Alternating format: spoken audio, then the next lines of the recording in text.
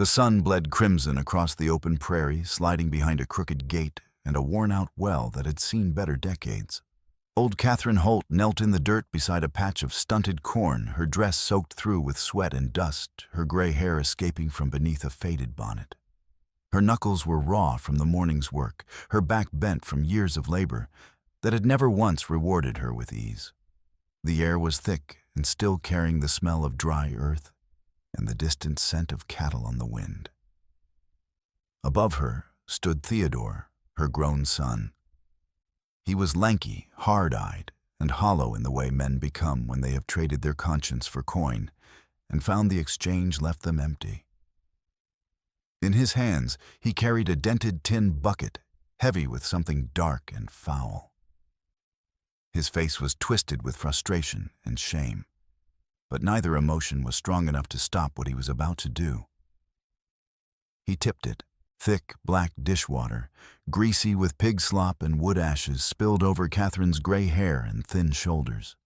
She gasped, clutching at the ground fingers digging into the dry earth as the filth soaked through her clothing and ran down her back. The stench was immediate and cruel, a mix of rancid fat-burned wood and rotting vegetable scraps. She coughed, trembling, but did not cry out. Her pride would not allow it, even now. Theodore lifted the empty bucket as if to strike her, his arm raised high, silhouetted against the dying light. His chest heaved with ragged breaths, as if the act itself had exhausted him more than any honest labor ever could. Beyond the gate, a lone rider had just reined in his horse. Lakota, a Lakota warrior in his mid-20s, sat motionless atop a chestnut mare just outside the sagging fence. His full feathered headdress rested rolled and tied behind the saddle. Now he wore only a plain headband and a buckskin shirt dust-colored to blend with the land. His face was unreadable, bronzed by wind and sun, but his dark eyes narrowed as he watched the cruelty unfold. He had been riding for days, searching for a place to water his horse and rest, and this homestead had seemed as good as any. Now he saw something else entirely. Theodore raised his arm higher, the bucket glinting in the fading light. His lips were pulled back in a grimace that could have been rage or despair or both. Lakota nudged his horse through the open gate. The chestnut mare shouldered between Theodore and Catherine hooves, kicking up dust in small clouds. The bucket smacked uselessly against the saddle, the hollow clang echoing across the yard, and then clattered to the ground. Lakota swung down from the horse in one smooth motion, keeping the animal as a barrier between the son and his mother. His movements were deliberate, controlled, the product of years spent hunting and fighting on the open plains, where hesitation meant death. "Enough," he said quietly, his voice carrying the weight of command despite its softness. Theodore's hand jumped to the revolver on his belt, a battered Colt Army model that looked like it had seen better days. His fingers trembled, but his voice was hard defensive. "Get off this land, Indian," he spat. "You got no business here. This is family business." Catherine coughed and wheezed, trying to push herself up from the dirt. Her arms shook with the effort, the muscles trembling beneath thin skin. Another figure rushed from the crooked cabin, a woman in her late 20s, apron stained from a day's work, hair tied back in a hasty bun that was coming loose. Emma, Catherine's widowed daughter, pulled her mother away from Theodore, glaring at him with a mixture of fear and anger worn into habit over too many months of watching him slide deeper into desperation and drink. Her two small children, a boy of 5 named Samuel after his grandfather, and a girl of 3 named Mary, peeked from the doorway, wide-eyed and silent, clutching each other's hands. "Theo, you done enough," Emma said, voice low and sharp as a knife blade. "Go on. Get out of here before you do something we can't take back." Theodore spat in the dirt, and the gesture ugly and defiant. "Hodge'll have this land soon anyway." He jeered, his voice rising with false bravado. "Then I'll throw you off my porch myself. You'll see. I'll have money position. I'll be somebody in this county." He mounted his own horse, a thin roan with ribs showing through its hide and sores on its withers, and kicked it hard. The animal bolted toward the distant lights of Prairie Rose, leaving Catherine shaking on her knees, and the taste of humiliation thick in the air. Odakota's gaze swept the homestead, with the practiced eye of a warrior assessing terrain. The place was poor, but stubborn, the kind of hardscrabble farm that survived on grit and prayers. The fence sagged in 3 places, held together with wire and hope and bits of rope. The field was tired, yielding more dust than grain, the corn stalks thin and yellow. But the stone well was good, deep and clean, with a solid wooden bucket hanging from a new rope that someone had spliced with care. The cottonwood tree beside the cabin cast a thick shadow, and beneath it stood 2 small graves marked by simple boards. The first read, "Samuel Holt," in letters carved deep and true. The second, newer and smaller, read, "Infant Holt." Both had been faded by rain and wind, but someone still placed wildflowers on them. Emma helped her mother to her feet and guided her toward the cabin, supporting the older woman's weight with practiced ease. Odakota followed, leading his horse by the reins. Inside the cabin was small and dark, smelling of old wood and lye soap, and the faint sweetness of dried herbs hanging from the rafters. A potbelly stove crouched in the corner, its pipe snaking up through the ceiling, blacked with years of smoke. A table and 3 mismatched chairs filled the center of the room. A pair of narrow beds lined the far wall, covered with patched quilts sewn from scraps of worn clothing. The floor was dirt-packed hard and swept clean. Emma set a pot of water to boil on the stove and began washing the filth from her mother's hair with a rag, her movements gentle despite the anger that tightened her jaw. Catherine winced but did not complain. She had learned long ago that complaint changed nothing. Odakota, without asking permission, stacked wood by the stove and checked the fire, adding a few pieces to bring the heat up. He moved silently, his presence neither intrusive nor invisible. The children watched him with curiosity, not fear, the boy edging closer to stare at the beadwork on Odakota's shirt. When Emma finally spoke, her voice was low and cautious, the wariness of someone who had learned to expect the worst. "Theodore got himself tangled with Cornelius Hodge," she said, wringing dirty water from the rag into a basin. "Big cattleman, owns half the county or near enough. Wants our well for his herds and for some railroad spur they say is coming through next year. The surveyors were here last month, measuring and marking with stakes." Catherine added between coughs, her voice thin but steady, "Your pa, my husband Samuel, he fought for that deed. Bought it fair and square from the land office in '48, right after the Mexican War, when they opened up this territory. Paid $20 in gold coin and filed it proper.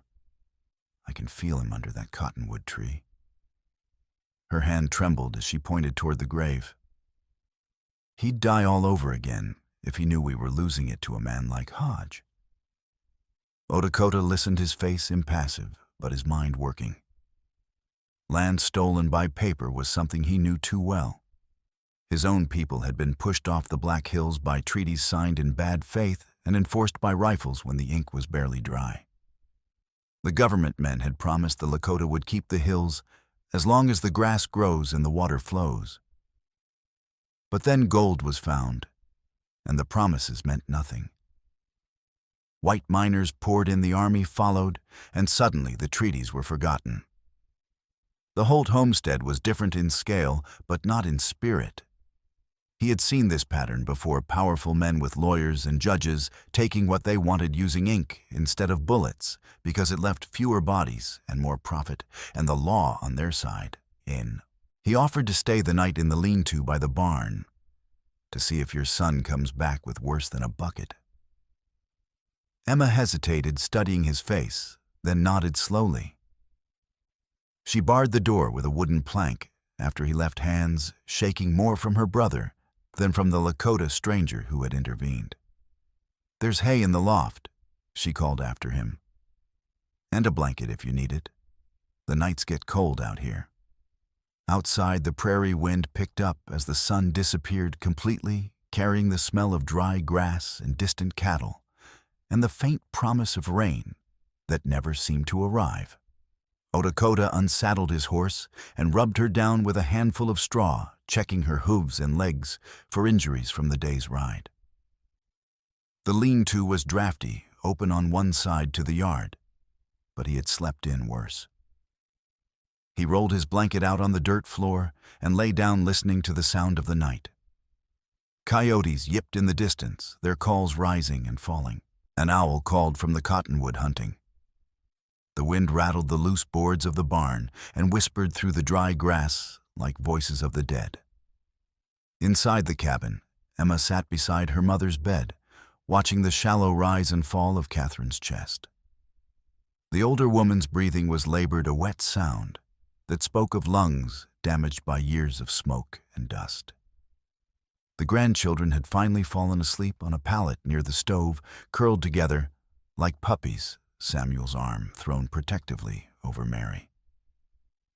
Emma's own husband had died 2 winters ago, caught in a blizzard trying to drive a neighbor's cattle home before they froze. They had found him 3 days later, frozen solid, still holding the reins. Since then, she had held the family together with nothing but stubbornness and prayer, and the rifle her husband had taught her to load and clean. She had learned to shoot passably, to mend fences, to bargain with the grain merchant in town, who always tried to cheat her because she was a woman alone. She had learned to sleep lightly, one ear always listening for trouble. Now Theodore was trying to tear it all apart, and she did not know how to stop him. She did not sleep that night. Neither did Lakota. He lay awake, staring at the stars through the gaps in the roof, thinking about the bucket and the old woman, and the way Theodore's hand had jumped to his gun. He thought about the graves under the cottonwood and the children hiding in the doorway. He thought about the well deep and clean and the powerful men who wanted it.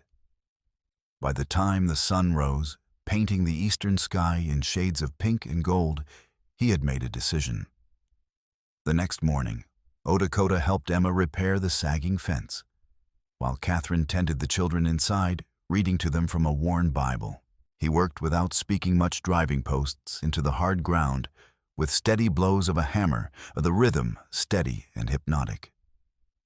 Emma worked beside him, stretching wire and tying knots with strong, capable hands. The work was hot and slow, the sun climbing high and beating down mercilessly. But it gave them time to think and to measure each other in the way people do when they must decide whether to trust. At midday, Catherine brought them water from the well in a tin dipper. It was cold and sweet, the best water for miles around, tasting of deep stone and minerals. "This well is why Hodge wants the land," she said, settling onto a stump to rest. "The railroad survey crew came through last month, measuring and marking with their transits and chains. They need water for the engines, and our well is right on the route they're planning. Hodge knows if he owns this land, he can charge the railroad whatever he wants for the water rights, or trade it for stock in the company. Either way, he'll be rich." Lakota nodded, wiping sweat from his forehead. "And if he owns the land, he controls who else can use the water. Your neighbors, the small ranchers, even my people if we pass through." "Exactly," Emma said bitterly. "He'll own the whole valley one way or another. He's already bought out or burned out half the homesteads between here and Prairie Rose. The Martins, the Kellers, Jebediah's boy, all of them gone under suspicious circumstances." Catherine shook her head, her thin face lined with worry. "Your brother is a fool if he believes Hodge will share anything. Men like Hodge don't share. They take and they keep taking until there's nothing left." That afternoon, Lakota rode into Prairie Rose alone, leaving his horse tied in the shadows and moving on foot through the back alleys. He left the headdress hidden under a blanket in Catherine's hayloft and dressed in an old army coat and hat. Emma's late husband had owned the blue wool faded to gray and patched at the elbows. Dressed this way, he could pass for a mixed-blood stable hand or scout if nobody looked too close or cared to ask questions. Prairie Rose was a few low streets of boardwalk saloon, telegraph office, and livery stable. The buildings were weathered gray, their paint peeling in the harsh sun windows, dusty and fly-specked. Dust coated everything, stirred by the constant wind and the passage of horses and wagons. A stagecoach sat outside the hotel, passengers climbing down with stiff legs and tired faces, brushing road dust from their clothes. A group of cowhands lounged outside the saloon, drinking and smoking, their voices loud and rough. Lakota never approached the main street directly. Instead, he slipped between barrels and crates stacked behind the Emerald City Saloon and found a crack in the back wall, a gap where two boards had warped and pulled away from each other. He pressed his eye to the opening and listened. The saloon was loud, filled with the sounds of laughter, clinking glasses, and the tinny notes of a piano being played badly. But in the back room, separated from the main bar by a heavy curtain, the noise was different. Quieter, more deliberate. The sound of business being conducted. Inside, Cornelius Hodge, broad, well-fed, wearing a tailored vest with a gold watch chain and diamond stick pin, and his range boss Rattler sat at a card table with Theodore. A bottle of expensive whiskey sweated between them, the amber liquid catching the lamplight. Hodge's face was smooth and pink, his hands soft, the hands of a man who had never dug a well or driven cattle or done any honest labor in his life. Rattler was the opposite, lean and scarred, with eyes like broken glass and a voice like gravel, the kind of man who did the dirty work others paid for and slept well afterward. "We're done talking, boy." Rattler said, his voice low and flat, stripped of all emotion. "Your ma signs, or that cabin burns with her in it. Simple as that." Cornelius swirled his drink, watching the light play through it with the air of a man completely in control. "Paper needs ink, that's all," he said smoothly, his voice cultured and reasonable. "Our judge is a practical man. He will recognize my claim once your name is on the transfer. It's all very legal, very proper. No one gets hurt if everyone cooperates." Theodore's voice shook the whiskey and fear warring in his throat. "She'll never sign. I told you she won't do it. She thinks Pa's spirit is watching from that grave." Rattler tapped ash from a thin cigar into an empty glass, his movements precise and deliberate. "Then you sign for her? You sign for your hand, her name. I'll witness it. Judge Willoughby will stamp it same as any other. We've done it before. Works every time." A chair scraped. Cards slapped down on the table. Through the crack, Lakota glimpsed a folded document with Catherine's name already written faintly in another hand, ready for tracing. The ink was pale, meant to be covered by a heavier stroke, so the forgery would be undetectable to casual inspection. Hodge leaned forward, his voice dropping to a conspiratorial whisper. "And once we have the deed transferred, we take care of loose ends. That Indian who showed up at your place yesterday, he's a problem. We'll send a telegram to Marshal Silas with a wanted notice. Assault on a white man, horse theft. Doesn't matter if it's true. Silas will be obliged to act, especially if there's a reward posted. $50 should do it. Every bounty hunter and desperate cowhand in the territory will be looking for him." Rattler laughed, a cold sound without humor. "That redskin won't last a day once the bounty's posted. Someone will shoot him for the money, or the marshal will hang him. Either way, he's out of our hair and can't testify about what he saw at the Holt place." Theodore swallowed hard, his Adam's apple bobbing. "And what about me? What happens after?" Hodge smiled, but the expression didn't reach his eyes. "You get your $500 and a room in town, just like we agreed. You can drink yourself to death for all I care, as long as you keep your mouth shut." The telegraph office sat directly across the alley, visible through a grimy window. Lakota could see the operator, a young woman named Serenity Lane, tapping keys by lamplight, sending some message along the wires that stretched across the territory like a spider's web. Her face was pale and serious, framed by dark hair pulled back in a simple bun. She looked tired shadows under her eyes. Hodge gestured toward her window with his glass. "Serenity does what she's told," he said. "She knows better than to ask questions. As soon as we have that signature, she'll send the telegrams. One to the federal land office in Flint Rock filing the transfer. One to Marshal Silas about the Indian, all nice and official." Rattler stubbed out his cigar. "And if the old woman or her daughter make trouble, we'll handle that too. An accident, a fire. These old cabins, they go up like tinder. Tragic, but these things happen." Odakota's jaw tightened, muscles bunching beneath the skin. So they were planning everything: the forgery, the false, wanted notice to remove him as a witness, and murder if the Holts resisted.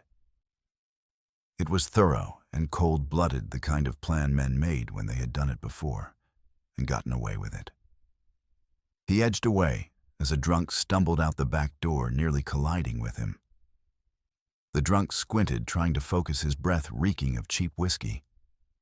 "You ain't supposed to be here," he muttered, reaching for Odakota's sleeve with a clumsy hand. Odakota slipped free, moving like smoke, and vanished into the gathering darkness. He had heard enough to know that Catherine's land was as good as stolen unless he could help them fight a battle they did not even see coming. The fight would be fought with paper and ink, not bullets and arrows, and that made it more dangerous than any ambush on the open prairie. An enemy you could see, you could fight. An enemy who used lawyers and judges and false documents was harder to defeat. He rode back to the Holt cabin under a sky thick with stars and the Milky Way stretching overhead like a river of light. The air had cooled, but the wind still carried the dry smell of dust and distant cattle. Emma was still awake, pacing in the yard, with her rifle propped against the porch, her shadow long in the moonlight. When he told her what he had heard, her face went pale, the color draining from her cheeks. "Theodore's going to forge Ma's name," she whispered, her voice tight with anger and fear. "He's going to sell us out for $500 and a bottle of whiskey." Odakota nodded grimly. They have a judge in their pocket. They control the law in this county. They will take the land, with paper, not bullets. But they are also planning to frame me if I interfere. A wanted poster, assault and horse theft. Once I'm wanted, they can shoot me on sight or hang me, and no one will ask questions. And they are planning worse for you and your mother if you resist. Fire, an accident. They have done this before. Emma's hands curled into fists, knuckles white. Then we need paper of our own. Ma's original deed. We need to file it somewhere. Hodge can't reach somewhere his judge has no power. Catherine appeared in the doorway, wrapped in a shawl despite the warmth of the night, the lamplight behind her making her look frail and ghostly. "Flint Rock," she said, her voice stronger than her body suggested. "There's a federal land agent there. 2 days hard ride. If we file there before Hodge's forged paper goes through, we might have a chance. Federal jurisdiction trumps county judges." Odakota considered weighing the risks. 2 days ride means leaving you almost unprotected. If Theodore comes back with Hodge's men... Emma straightened her jaw set. "Then I'll go with you. Ma can stay with Dr. Mortimer and Jebediah. They'll watch the place. Jebediah hates Hodge, lost his boy to one of Hodge's accidents 3 years back. He'll stand guard." Catherine nodded slowly, her thin face determined. Emma's right. If nobody fights on paper, we're already dead. At least this way we have a chance. The next afternoon, Theodore returned to the homestead with ink smudged on his fingers and new coins clinking in his pocket, the sound of silver, bright and false. He smelled of sweat whiskey and fear, the sharp tang of a man who had betrayed himself. His eyes were bloodshot, his shirt stained with something that might have been vomit or spilled liquor. "I fixed everything." he announced too loudly, stumbling as he dismounted, his movements clumsy. "We'll have money. Hodge will take care of us. We're set." Emma stood on the porch, arms crossed, her expression cold. "What did you sign, Theo?" "The transfer, in Ma's name." Judge Willoughby stamped it himself, all official. Theodore's jaw tightened, but his voice wavered, defensive. "You all just have to get off this land in 2 days. That's the deal. Hodge will give us $500 and a place in town. We'll be fine." Catherine's face crumpled, the lines deepening. "Your father's buried here," she whispered, her voice breaking. "The well is ours. Samuel died defending this land from claim jumpers back in '52. You just sold his grave for whiskey money." Lakota stepped out from the barn, having heard everything. Theodore's eyes flared with anger and shame. "You," he snarled, pointing a trembling finger. "You don't tell me what to do with my family. This ain't your business, Indian." He shoved Lakota, half drunk but dangerous, his hand hovering near his revolver. Lakota absorbed the shove without moving, his balance perfect. "They will throw you off too once they have the well," he said calmly, his voice carrying absolute certainty. "Men like Hodge do not share. You will get nothing but broken promises and a bullet if you become inconvenient. You are a witness to fraud. That makes you dangerous to them." Theodore laughed harshly, but the sound broke in the middle, cracking like thin ice. He mounted and galloped away, dust rising in a cloud behind him, fleeing his own conscience. That night, Dr. Mortimer, a thin frontier physician with wire spectacles and ink-stained fingers from his medical journals, rattled up in his buggy, the wheels creaking. He tended Catherine's bruises from the bucket incident, the purple marks dark against her pale skin, and listened to her lungs with a stethoscope, frowning at what he heard. He pulled Emma aside afterward. "Hodge and Judge Willoughby have taken half this county between them," he said quietly, his voice barely above a whisper. "I've treated families who lost everything to them. If they have a stamped transfer, the county law will side with them every time, unless you put a better case before someone above them. Someone who doesn't owe Hodge money or favors. The Federal Land Office is your only chance." Lakota studied the papers Mortimer carried in his medical bag, copies of other deeds, other cases, the careful record-keeping of a man who believed in documentation. He understood what Catherine needed, not just resistance, but a counterclaim filed in federal jurisdiction before Hodge's forged paperwork settled like iron. Flint Rock, 2 days' hard ride to the northeast, had a federal land agent appointed by the government in Washington. But getting there meant leaving the homestead vulnerable. Emma made the decision, her voice firm. "If nobody fights on paper, we're already dead. I'm going. Someone has to stand up in a federal office and swear Ma didn't sign anything. That someone has to be family." Catherine was too frail to travel, her lungs too weak for hard riding. The grandchildren were too small, too young to leave behind or take into danger. Lakota agreed to ride with Emma to Flint Rock, and they made arrangements. Dr. Mortimer would stay at the cabin with his medical bag and shotgun. Jebediah, the grizzled old farmer from down the creek, would come with his own shotgun and a hatred of Hodge that ran bone deep. Between the two of them and Catherine's determination, the place might hold for 2 days. They left at dawn, the sky still pink and gray, with the promise of heat. Saddlebags were packed with dried meat, hardtack, a canteen, and Catherine's original deed wrapped carefully in oilcloth to protect it from sweat and weather. Emma carried her late husband's rifle across her saddle, a lever-action Winchester that had been cleaned and oiled with care, each cartridge checked. Lakota carried his bow and a hunting knife in a beaded sheath, along with the old Colt Navy revolver he had taken from a dead claim jumper years ago. The revolver was worn but reliable, its action smooth from use. The first day passed in tense watchfulness. They traveled off the main trail, ghosting along creek beds and low draws, avoiding the dust plumes of cattle drives and the rattle of stagecoaches.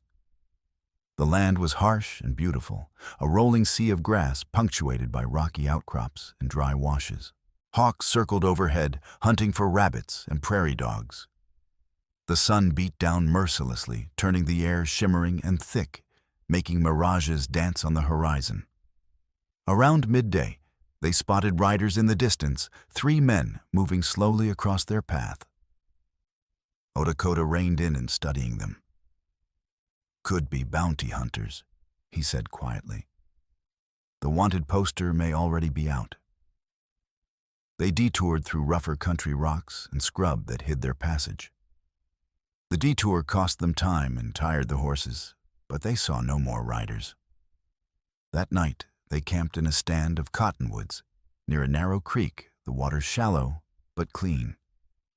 They filled their canteens and watered the horses, letting them graze on the sparse grass. Emma built a small fire, while Lakota hobbled the horses and checked the perimeter, moving silently through the shadows. They shared a cold supper of hardtack and jerky, too tired and tense to talk much. The hardtack was like eating stone, but it filled the belly. The jerky was tough and salty, requiring long chewing. Emma finally broke the silence, watching Lakota as he tended the horses, checking their hooves for stones. "Why are you really helping us?" she asked. "You don't owe us anything. You could have ridden on." He was silent for a long moment, staring into the darkness beyond the firelight, his face shadowed. When he spoke, his voice was low and measured. "Because I have seen what happens when men with paper take land from those without it," he said. "My people signed treaties that were broken before the ink dried. We were promised the Black Hills forever, a sacred place, the center of our world. Then gold was found, and the promises meant nothing. The miners came then, the army, then the surveyors, with their papers and maps. We fought, but you cannot fight paper with arrows. By the time we understood that it was too late. Most of my family is on a reservation, now living on government rations, forbidden to hunt. I left because I could not watch them starve on land that was supposed to be ours forever." He paused, his jaw tight. "And because your mother gave me water and shelter when I was a stranger, even though her own son wanted me gone. That kindness matters.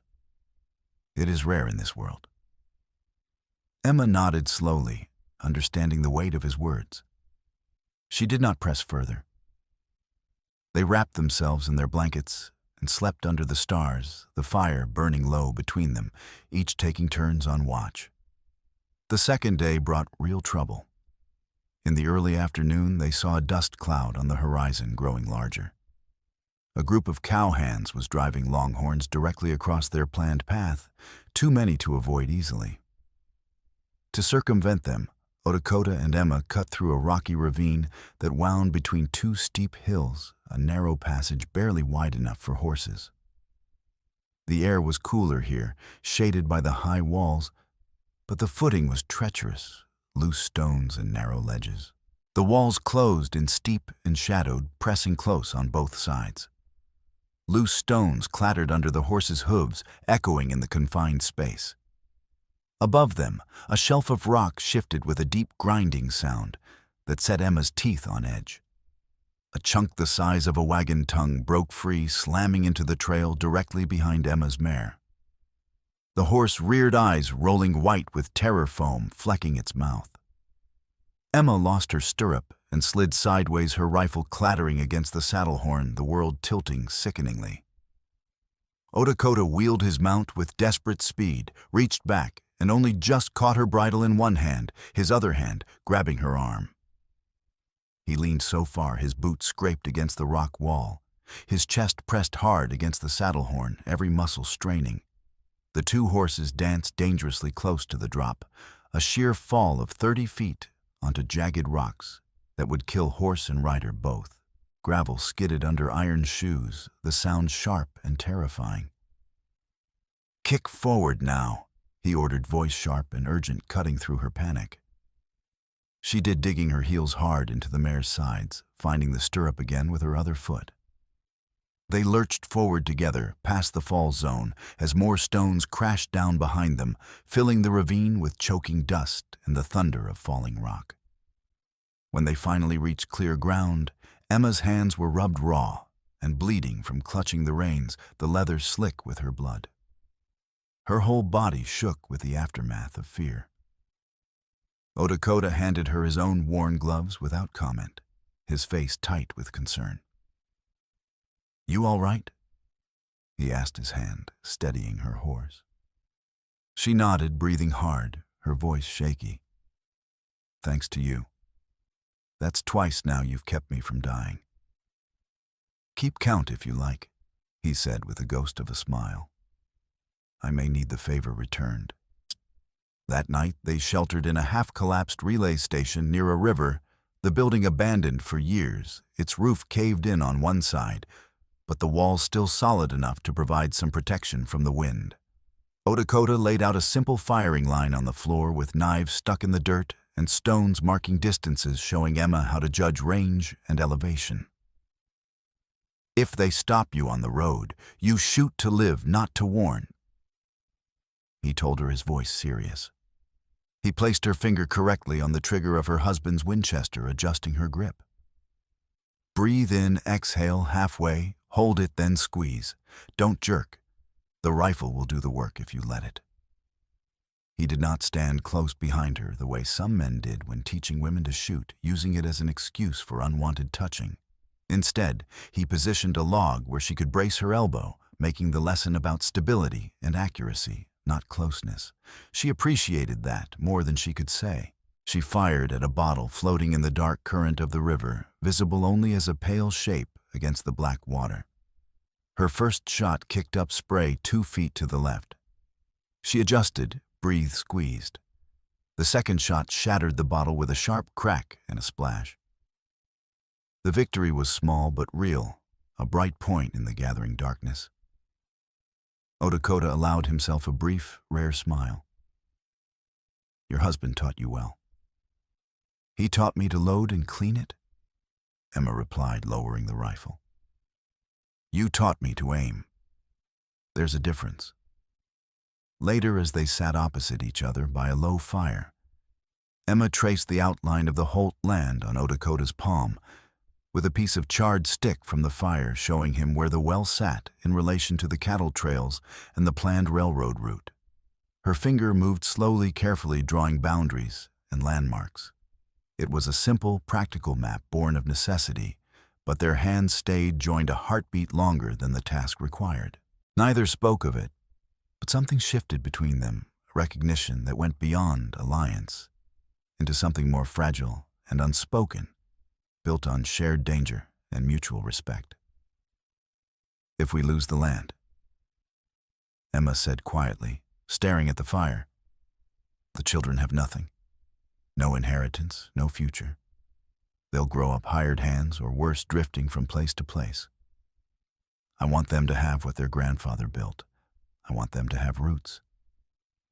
Lakota nodded, understanding that kind of hunger for belonging.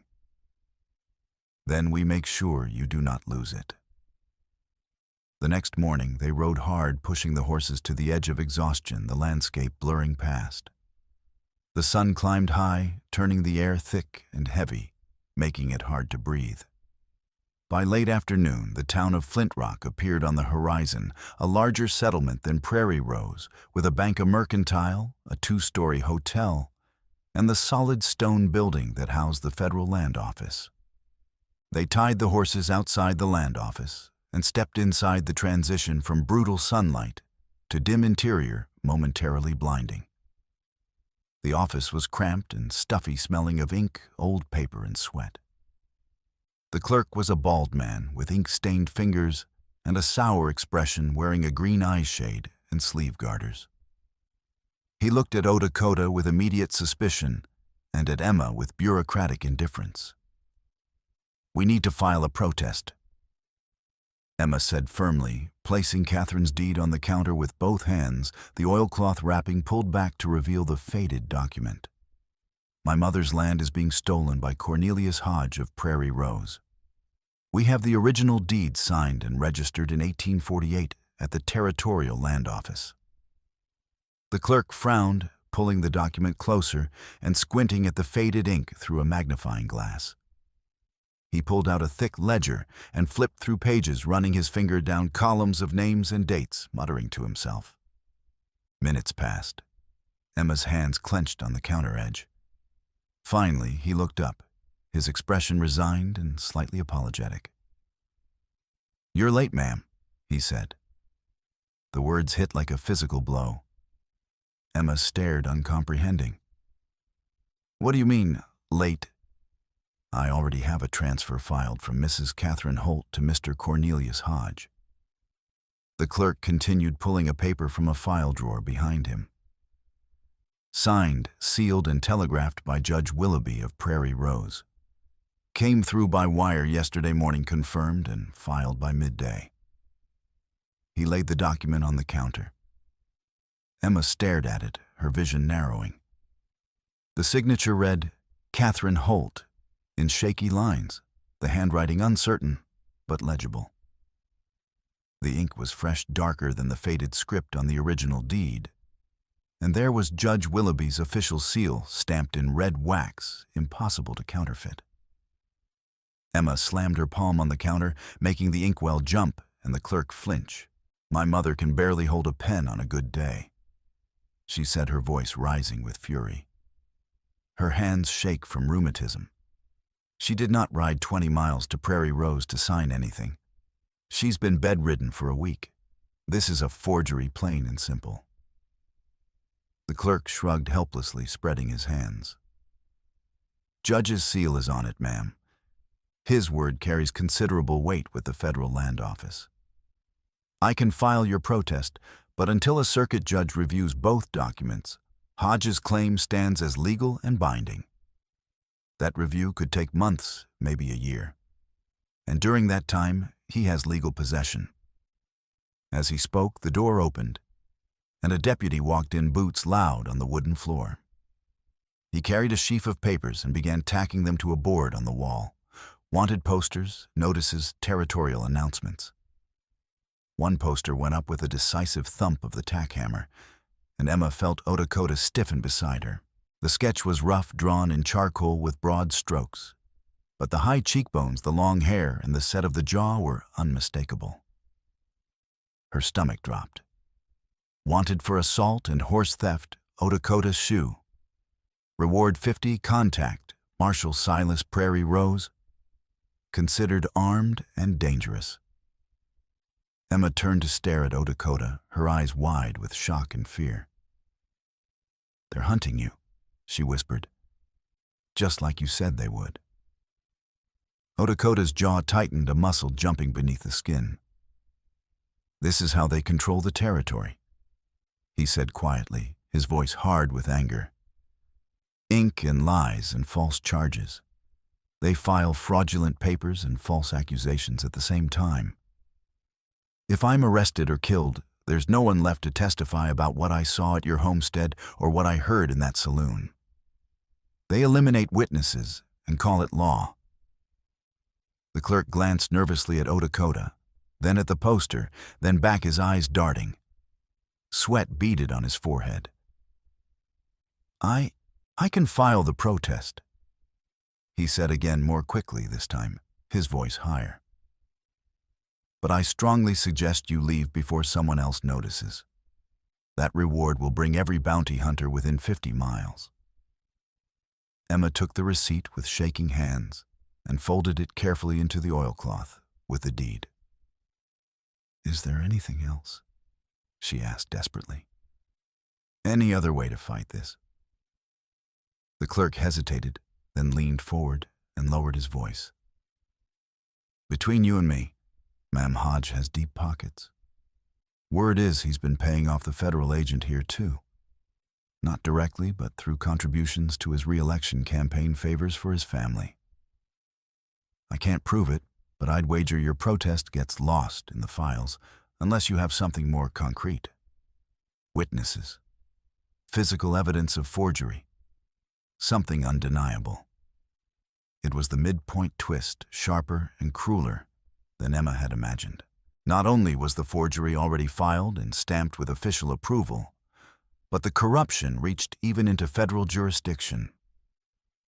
And now, Lakota was a wanted man, hunted for crimes he never committed, making him a liability instead of a witness. They left by the back door as two rough-looking men with rifles slung over their shoulders walked in the front, and their eyes scanning the room with the predatory focus of bounty hunters. Emma's heart hammered in her chest as they slipped into the alley.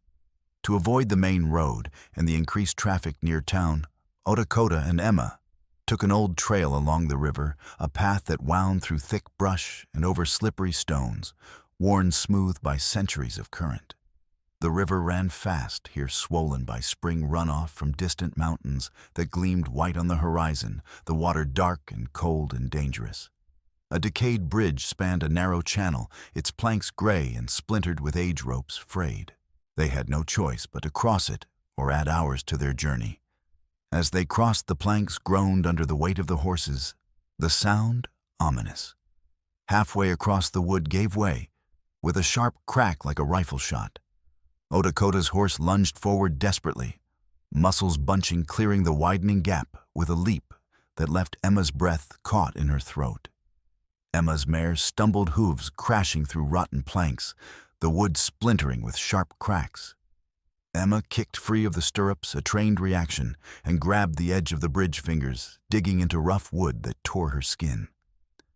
The mare scrambled up the far bank, wild-eyed but unharmed, reins trailing, stirrups flapping. Lakota dismounted in one fluid motion, spinning back. He reached for Emma as the plank she clung to began to splinter, cracks spreading like lightning.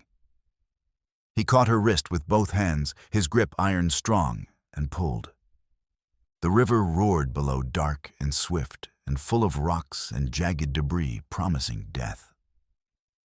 She clawed at the edge with her free hand, nails breaking. And together, they hauled her up onto solid ground, both of them gasping. A pack slipped loose from the mare's saddle during the struggle and tumbled into the current with a splash, sinking immediately. It took their spare ammunition, most of their food, and a blanket.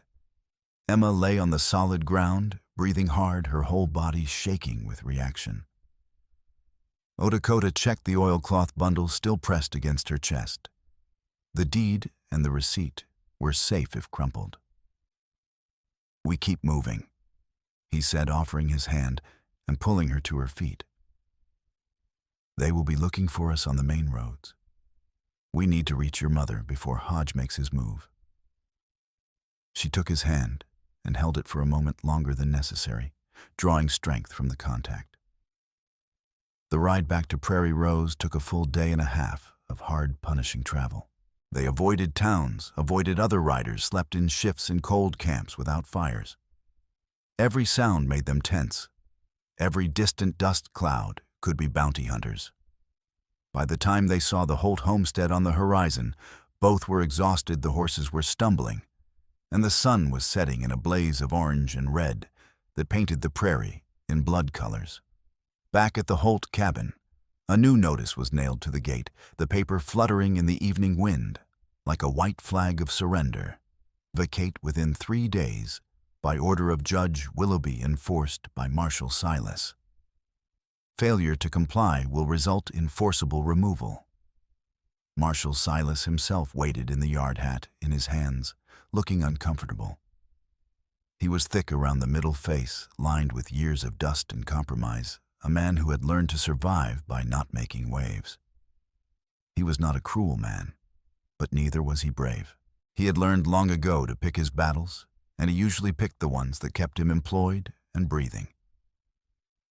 "I'm no man's pet dog," he said defensively as Emma and Lakota dismounted, his voice carrying an edge of apology. But a stamped order is a stamped order filed proper in 2 jurisdictions. If you're still here come Sunday morning, I'm bound by law to move you off one way or another. I don't like it, Mrs. Emma, but that's how it is. I got a job to keep. Catherine stood on the porch, leaning heavily on a cane Dr. Mortimer had fashioned for her, her thin frame rigid with defiance. The law says a woman has to sign her own papers, Marshal. She said, her voice thin but steady as a blade. I never signed anything. I never even left this porch in 2 weeks. Silas looked genuinely uncomfortable, shifting his weight. Judge says you did, Mrs. Holt. I got the telegram right here from the federal office. He pulled a crumpled piece of yellow paper from his pocket and held it up. Filed in Flint Rock day before yesterday. Legal and binding, signed by the clerk and everything. The clerk told us Hodge bought him off, Emma said flatly. The whole system is corrupt. Silas's face went stony. That's a serious accusation, ma'am. You got proof of that, you take it to the territorial governor. I just enforce the orders I'm given. When Silas rode away, his shoulders slumped, a second rider appeared from the opposite direction, coming fast from town. Theodore. This time he was not drunk. His eyes were rimmed red from fear and sleeplessness, his shirt torn at the collar and stained with sweat. He glanced over his shoulder repeatedly as he dismounted, as if expecting pursuit. He slipped into the barn with Emma and Lakota, away from Catherine's hearing his movements, furtive and panicked. Hodge thinks I'm a fool, he said, his voice shaking so badly he could barely get the words out. And I was. I heard him and Rattler talking last night after I signed the papers. They were drinking in the back room at the saloon, thought I'd passed out in the corner. I was pretending, listening. Soon as the railroad survey is done next week and they have the well secured with legal papers, they're going to stage an accident for me. Rattler said it plain as day. Stampede fire, maybe just a bullet in the back, and call it robbery. No witnesses. No son left alive to claim they forced me or to inherit anything. His hands shook as he pulled a leather ledger from inside his shirt, the cover worn and stained with what might have been whiskey or coffee. The pages were filled with neat entries. In a careful, educated hand, dates, names, dollar amounts. I stole this from Rattler's saddlebag while he was distracted with cards and a woman. It's his record book. Payments from Hodge to Rattler for jobs done, matched to the names of other homesteads that burned or got transferred under suspicious circumstances over the past 3 years. The Martins, the Kellers, Jebediah's boy. All of them here with dates and amounts paid. Fear of his own death, naked and desperate, had finally broken Theodore loose from Hodge's grip. But as he spoke, his eyes kept darting toward the house where his mother sat by the window, frail and silent, and something like genuine remorse flickered across his face. Lakota took the ledger and flipped through it, his face grim. Every page was damning evidence if they could get it to someone honest. You helped defend this place, he said, his voice hard as stone. You ride with us when we take this ledger to a real judge, one Hodge hasn't bought. Then maybe you have a chance at earning forgiveness. But you'll have to earn it with blood if it comes to that. Theodore nodded, swallowing hard, his throat working. I don't deserve forgiveness, he muttered, his voice barely audible. I know that. But I'll try to earn it anyway. I'll do whatever it takes. I don't want to die a coward. Emma stepped forward, her face hard. Then prove it. Ma's inside. Go tell her what you did and what you're trying to do now. If you're going to die defending this place, at least die with her knowing you tried to make it right. Theodore's face crumpled, but he nodded and went inside. Through the window, they could see him kneel beside Catherine's chair, speaking urgently. And after a long moment, Catherine reached out and touched his hair with her shaking hand. That night, they prepared for war. Lakota's shoulder injury from the ravine had worsened during the hard ride, the bruise spreading dark purple and green across his back and chest, the joints swollen and hot to the touch.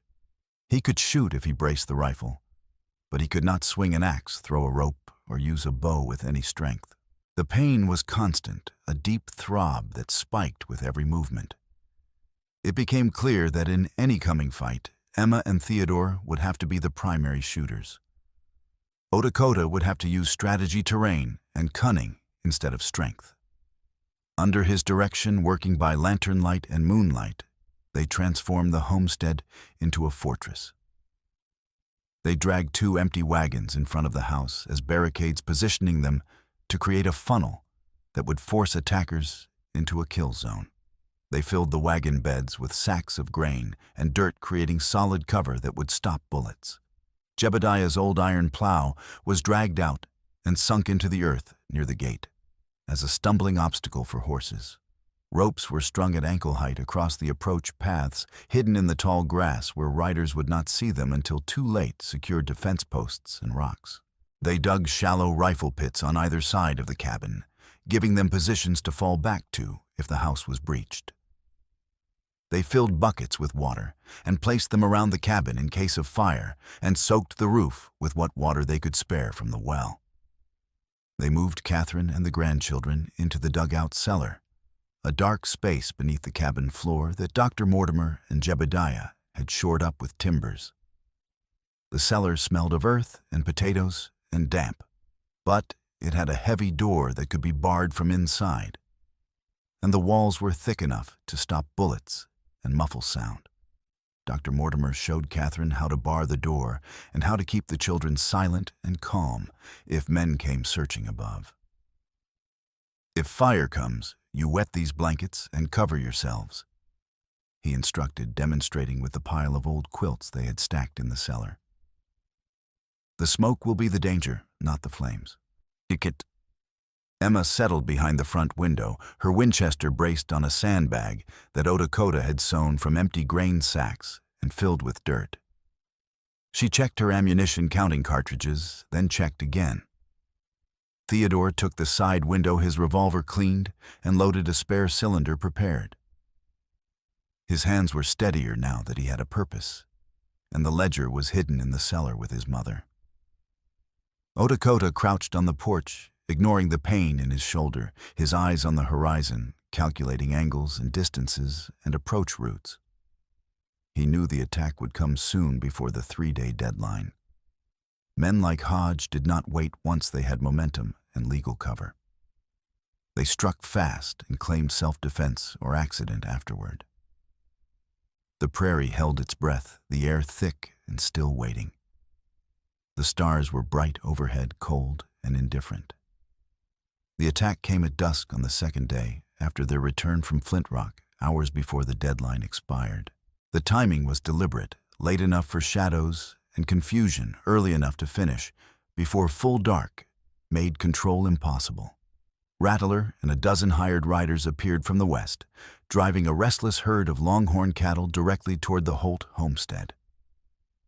The herd was perhaps 50 or 60 head horns wide, and sharp eyes rolling with agitation from being pushed hard. The cattle bellowed a sound like distant thunder, and the ground began to shake with the rhythm of their hooves. The riders lit fires in the dry grass on either side of the gate, using torches made from oil-soaked rags tied to sticks. The flames spread quickly, hungrily, feeding on the drought-dry grass and fanned by the evening wind. Smoke rose in thick black columns, and the fires created a funnel of heat and flame that drove the herd straight toward the cabin, like a living battering ram. The plan was brutally simple. The stampede would destroy the buildings, and if the Holts died in the chaos, it would look like a tragic accident. No murder, no investigation. Just another homestead that couldn't survive the harsh frontier. Inside the cabin, Emma's hands were steady on the Winchester, her breathing controlled. Theodore gripped his revolver with white knuckles, his jaw clenched so hard it ached. Below them in the cellar, Catherine held the children close, their small bodies trembling, and whispered prayers under her breath. As the first horns glinted through the rolling smoke, Lakota gave the signal, a sharp whistle that cut through the growing roar. Emma fired. Her first shot did not aim at the cattle. She targeted the lead rider, trying to whip the herd faster from the left flank, a man in a broad hat with a red bandana covering his face. Her bullet took him in the shoulder, spinning him from the saddle. He hit the ground hard with a cry of pain, and his horse veered sharply, crashing into another rider's mount. The front line of the cattle broke unevenly, confused by the sudden chaos and the absence of guidance streaming around the collision in two directions. Theodore fired from the side window, his shot catching another rider in the thigh. The man screamed a high, terrible sound, and his horse reared. Horse and Cowboy slammed into one of the hidden ropes, the rope catching the horse's front legs. They went down in a tangle of limbs and dust, and the man's leg bent at an unnatural angle with an audible snap. The fallen horse created a temporary barrier, and more cattle veered around it, bellowing in panic. Rattler cursed viciously, his voice rising above the chaos.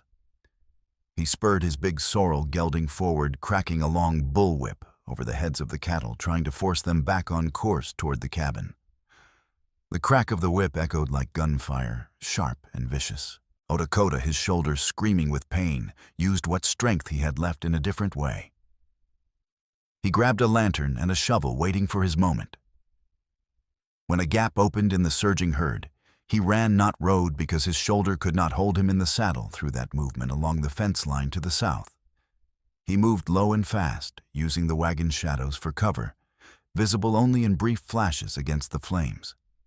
He reached the brush piles he had carefully constructed that afternoon, dry tumbleweed and dead branches stacked at strategic points.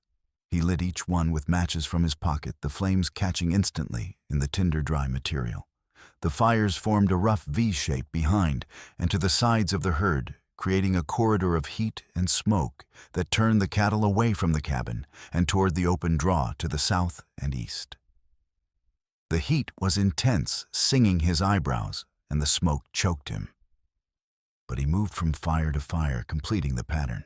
The cattle, terrified by fire on multiple sides and confused by the gunfire and fallen riders, chose the path of least resistance and veered sharply away from the cabin, streaming toward open ground. A few animals crashed through the porch railing, splintering wood and scattering the carefully stacked firewood, but most were successfully redirected. The plan was working barely by the thinnest of margins. But Rattler was not finished. Seeing the stampede plan collapse, he gathered a knot of 5 men, the most vicious and loyal of Hodge's hired guns, and charged the cabin directly on horseback, abandoning subtlety for a straight assault. They fired as they came, bullets slamming into the wagon barricades and the cabin walls, splintering wood and punching holes through the thin planks. The sound was deafening, a continuous roar of gunfire and shouting. Theodore leaned out too far from the side window, trying to get a clear shot at Rattler through the smoke and chaos. His revolver jammed on a half-cocked round, the hammer stuck in the worst possible moment. He slapped at it desperately, panic-rising fingers fumbling with the cylinder. Rattler saw him silhouetted against the lamplight and fired his aim deadly. The bullet hit Theodore in the side, just below the ribs, tearing through flesh and organs. Theodore jerked back with a gasping cry, slamming against the wall, blood immediately soaking his shirt in a spreading dark stain. Emma screamed his name, a sound torn from her throat, then clamped her teeth together and forced herself to focus. She swung her rifle toward another of Rattler's men who was charging the gate and fired. The man fell from his horse, hitting the ground face first and rolling, not moving again. Inside the cabin, Dr. Mortimer dropped his shotgun and grabbed Theodore, trying to drag him away from the window. Blood poured from the wound, hot and slick. Theodore's face was gray, his breath coming in shallow, rattling gasps. Rattler and his remaining men dismounted and rushed the gate on foot, realizing horses made them too easy to target. As they ran forward, 3 of them hit the ankle-high ropes Lakota had strung in the growing darkness. They went down hard arms, flailing curses ringing out. One man cracked his skull on the iron plow with a sickening thud and lay still, blood pooling beneath his head. Emma and Theodore now propped against the wall. With Mortimer's hand pressed to his wound, fired into the cluster of fallen and stumbling men. Emma's shots were careful and deliberate, each one aimed. Theodore's revolver, finally cleared, barked twice more before his hand went slack. Two more of Hodge's men fell, one clutching his belly, the other his throat. Lakota staggered back to the porch, his vision graying at the edges from pain and smoke inhalation. He grabbed Theodore's fallen Winchester from where it leaned against the doorframe and braced it there, using the solid wood to support the weight his shoulder could not. He sighted down the barrel, tracking Rattler through the smoke and chaos. Rattler, seeing the attack faltering and half his men down, tried to mount his horse and flee. He was fast, experienced, moving with the economy of a professional killer. Lakota exhaled, halfway squeezed. The rifle kicked against the doorframe, the impact jarring his injured shoulder and making him gasp with pain. The bullet smashed Rattler's right arm at the elbow, shattering bone. Rattler spun from the saddle with a scream, landing hard in the dirt. His gun skittered away, spinning across the hard-packed earth. He tried to crawl toward it with his good arm, but a panicked cow, still running blind from the fires, clipped him with its hooves, the impact crunching ribs and snapping his left leg. He collapsed, howling, unable to rise. The fight ended not with victory, but with exhaustion and the groans of wounded men. Gun smoke hung low over trampled earth, thick and acrid. Several of Hodge's hired men lay dead or dying, scattered across the yard like broken dolls. The cattle wandered in the distance, some limping, some still wild-eyed, moving away from the fires that were beginning to burn themselves out in the sparse grass. Theodore lay on the cabin floor, bleeding. Emma dropped her rifle with a clatter and fell to her knees beside him, her hands shaking as she tried to help Mortimer staunch the blood flow. The doctor worked frantically, packing the wound with strips of cloth torn from his own shirt, but his face was grim. The bullet had gone deep, tearing through vital organs, and there was too much blood, too much damage. Catherine emerged from the cellar, her face pale as death, moving with agonizing slowness on her cane. The grandchildren stayed below, crying softly, frightened by the noise and smoke. Catherine knelt beside her son with Emma's help, her arthritic knees protesting, and stroked his hair with her shaking hand, tears streaming down her lined face.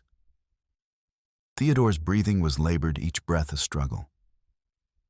He looked up at his mother, his eyes glassy with pain and regret. "I'm sorry, Ma," he whispered, his voice barely audible over the crackling of the dying fires. I thought I could make things better. Get us money. But I just made it all worse. I'm so sorry." Catherine's voice broke. "I know, son. I know.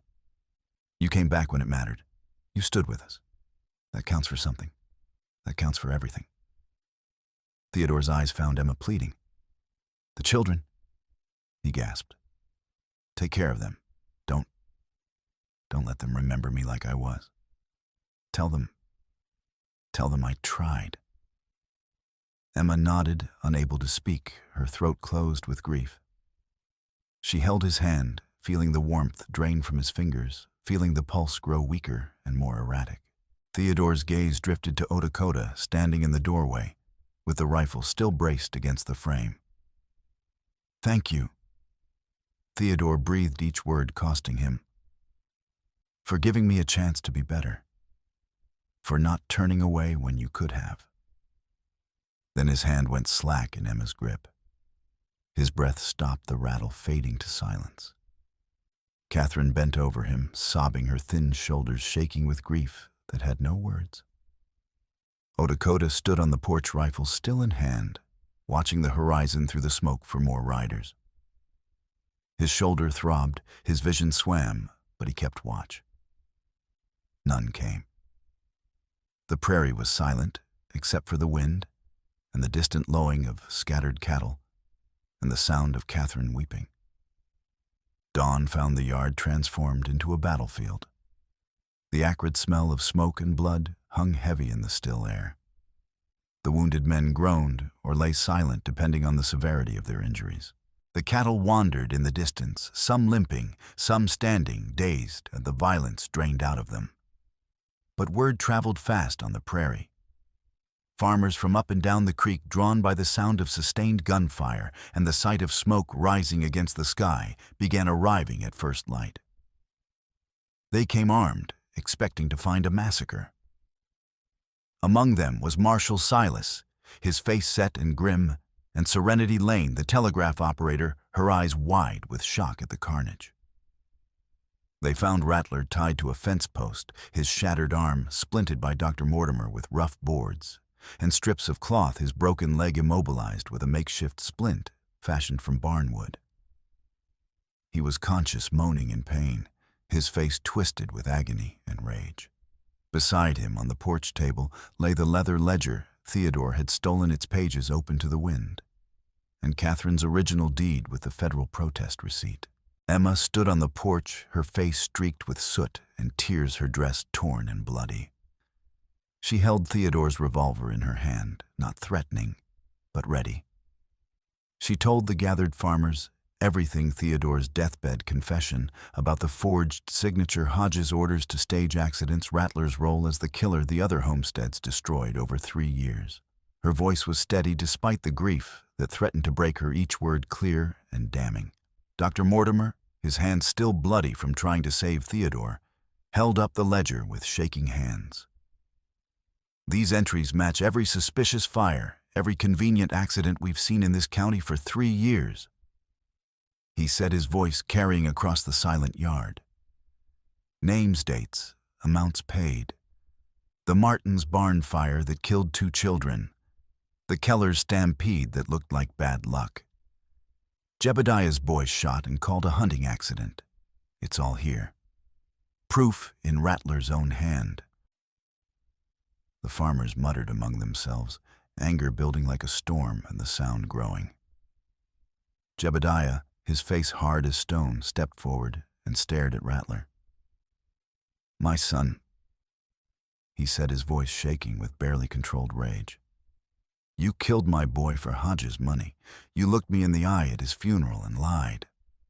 The crowd's mood turned ugly, the anger palpable. Someone shouted, "String him up, hang him right here." Another voice joined. "We got rope and we got proof to blazes with waiting for a judge."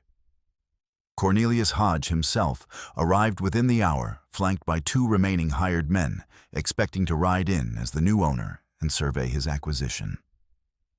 He was dressed in his finest clothes, a pressed suit and polished boots, ready to take possession. Instead, he rode into a circle of armed neighbors, and their rifles and shotguns pointed at him from every direction, and their faces hard with judgment. His confident expression faltered, then crumbled into something close to fear. One of Hodges' men raised his rifle, a desperate attempt to fight free. Instantly, 6 barrels swung toward him. The click of hammers being cocked was loud in the sudden silence. The man froze, then slowly lowered his weapon, his face pale. Marshal Silas looked at Emma, then at Lakota standing beside her, then at Catherine sitting on the porch with her grandchildren clinging to her skirts. The old woman looked small and frail, but her spine was straight and her eyes were clear. "You folks have the right to call it," Silas said quietly, his voice almost apologetic. "You're the ones who nearly died here. You're the ones who lost family. The law says I should take them in, but if you say otherwise..." The unspoken offer hung in the air, mob justice, quick and final, and Silas would look the other way. It would be easy, satisfying, immediate. Lakota stepped forward, his voice cutting through the tension like a knife. "You hang him now," he said, addressing the crowd, "and they call you lawless killers. The territorial governor will send troops. Every homesteader here will be suspect. You'll become the criminals in the eyes of the law." He gestured to the ledger. "But you take this evidence, this ledger, these telegrams, these witnesses to a circuit judge who isn't on Hodges' payroll, and you destroy him the right way. Legal, public, undeniable." You make an example that every land grabber in the territory will hear about and fear. Justice that can be questioned is just revenge. Justice that follows the law cannot be undone. The crowd hesitated, the bloodlust, wavering rationality creeping back in. Several men nodded slowly, lowering their weapons slightly. Then Serenity stepped forward, her voice trembling but determined. She pulled a folded sheaf of yellow telegraph papers from her apron pocket. "I kept copies," she said, her voice gaining strength as she spoke. Copies of telegrams Judge Willoughby sent on Mr. Hodges' behalf over the past 2 years. Telegrams that don't match the official log in the Prairie Rose office. Dates, changed names, altered messages that were never supposed to exist. He ordered me to burn the copies, but I kept them. I was afraid, but I kept them because I knew something was wrong. She held them up and the crowd pressed closer to see. This is evidence of conspiracy and fraud at the territorial level. This can bring down not just Hodge, but Willoughby and anyone else involved. But only if we do it right. Only if we follow the law. The crowd's fury slowly bent toward purpose, the anger channeling into determination. Murmurs of agreement rippled through the gathered men. "Brown Bear," someone said. "Circuit Judge in Brown Bear is honest. He threw out one of Hodge's claims last year." Marshal Silas nodded, seeming almost relieved. He stepped forward and formally placed Cornelius Hodge under arrest, reading the charges: fraud conspiracy to commit murder accessory, to murder forgery and intimidation of witnesses. He did the same for Rattler, adding charges of murder and attempted murder. 2 farmers helped load the screaming Rattler into a wagon bed lined with hay. "We do this right," Silas said firmly, addressing the crowd. "By the law, with witnesses and evidence. So it sticks and can't be overturned on a technicality. I'm riding to Brown Bear today with half of you as escort. We're not letting these men disappear or get broken out by hired guns. We see this through to the end." They buried Theodore that afternoon beneath a cottonwood tree beside his father Samuel.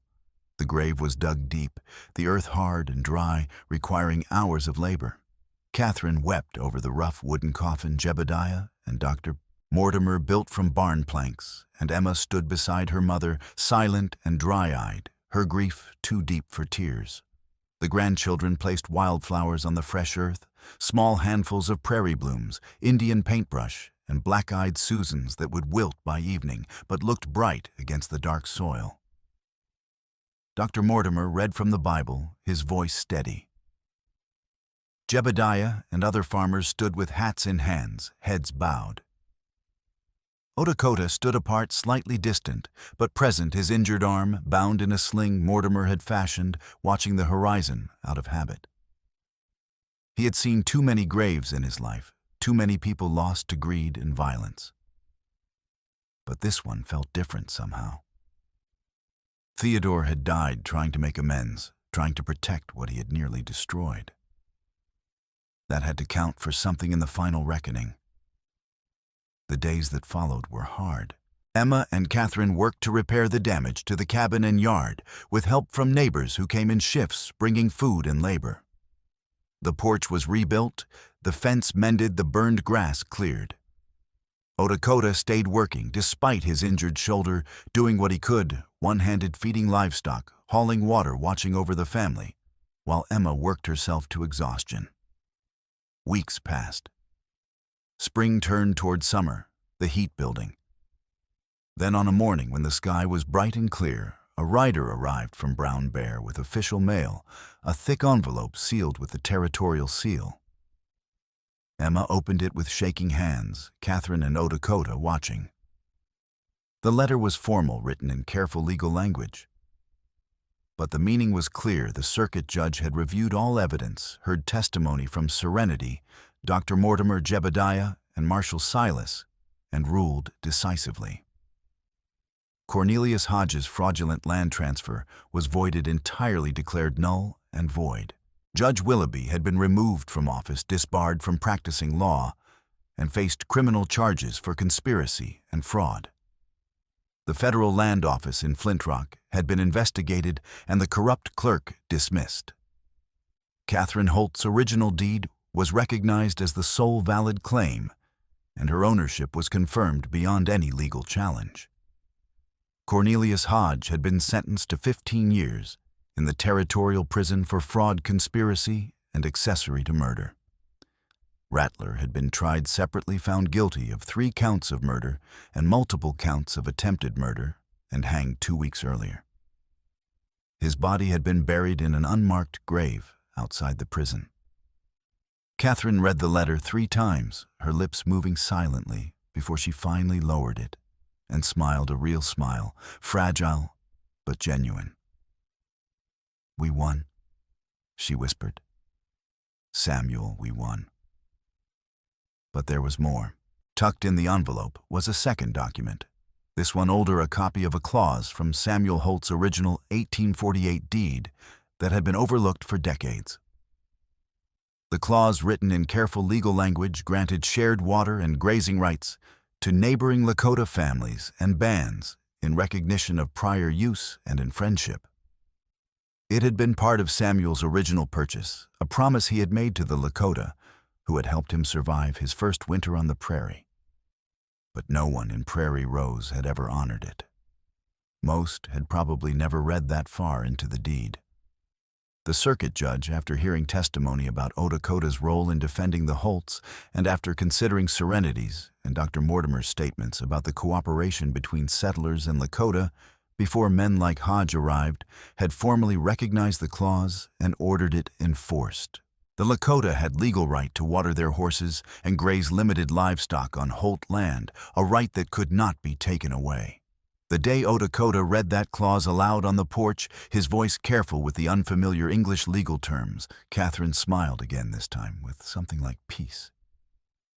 "Your people's horses drank from this well before mine ever did," she said, her voice stronger now, though her hands still trembled. Samuel knew that. He respected it. Seems about time the law finally admitted what decent folks knew all along. That evening, as the sun set in brilliant colors, a small group of Lakota riders approached from the north, moving slowly and carefully, leading a small herd of horses. Odakota had sent word through old connections, letting his people know the way was clear. The riders stopped outside the gate, waiting for permission. Emma walked out to meet them, Odakota beside her. She opened the gate herself, swinging it wide. "You're welcome here," she said simply. "The water is yours as much as ours. That's the law now, and that's right." The Lakota riders nodded, grave and respectful, and led their horses to the well. They watered them carefully, taking only what was needed, and then moved their herd onto the shared pasture where Catherine's few cows grazed. Poor farmers like Jebediah rode the fence line alongside the Lakota riders, a fragile partnership born of shared hardship and mutual enemies. They would watch for rustlers and stray calves together, an uneasy alliance that might grow into something stronger with time. That night, the Lakota riders shared a meal with the Holts in the yard, a simple dinner of roasted meat and cornbread.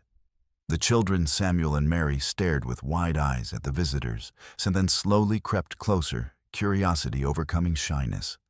One of the Lakota men showed Samuel how to braid horsehair into a small bracelet, his hands patient and careful. Mary sat on Catherine's lap, watching everything. Later, as the visitors prepared to leave their leader, an older man with gray in his long hair approached Catherine and presented her with a woven blanket, the pattern intricate and meaningful. "For your loss," he said in halting English, "and for your husband's honor." Catherine accepted it with tears in her eyes, clutching the blanket to her chest. In the weeks that followed, a new rhythm established itself. Odakota stayed working the land with Emma. There was no formal declaration, no talk of marriage yet. That would come later if it came in its own time. The world was too uncertain, the wounds too fresh. But they worked side by side, resetting corner posts, checking the flow at the well, measuring how much seed they could risk in the next planting. The work was hard and honest, and it was theirs. Sometimes at dusk, Lakota rode up to the hill where Theodore lay buried beside his father and the infant. He poured a clean ladle of water from the well onto the marked earth, and the water darkening the dry soil, and stood in silence for long minutes. Not forgiveness exactly, that would take more time, but an acknowledgement that even a coward could find courage when fear and necessity backed him into a corner and forced him to choose. From that ridge, he could see the entire homestead spread below the cabin. With its new roof, the straight white gate swinging on new hinges, the swept yard where children chased a spotted dog around the well. Their laughter carried on the wind, bright and clear. Emma stepped out onto the porch to shade her eyes as Lakota rode down the hill, her silhouette framed by the doorway and the lamplight behind her. He touched the brim of his hat to her in a gesture that was becoming habit then to Catherine, who sat in a rocking chair on the porch with a quilt across her lap and the woven Lakota blanket over her shoulders. As he passed through the gate, dismounting to close it properly behind him, he realized it was no longer a stranger's boundary. It was a shared line on a hard land that for once the law had been forced to respect. The well water ran cold and sweet, the best water for miles. The cattle, both Holt and Lakota, grazed peacefully on the shared pasture, watched over by riders from both communities. The children grew, learning to work and shoot and survive. The sun set behind the cottonwood tree, casting long shadows across the graves of those who had fought for this land and the living who would keep it. Catherine kept the deed framed on the cabin wall, a reminder that justice, when fought for with courage, cunning, and patience, could still be won. Beside it hung the ledger, also framed a warning to anyone who thought power and money could override truth. And on quiet evenings when the work was done and the children were asleep, Emma and Lakota would sit on the porch and watch the stars come out their hands, occasionally brushing their silence, comfortable and full of unspoken understanding. They had survived together. They had fought together. Whatever came next would be built on that foundation, solid as stone and twice as enduring. The prairie wind whispered through the dry grass, carrying the promise of rain and the scent of growing things. The land endured as it always had, and those who loved it would endure with it.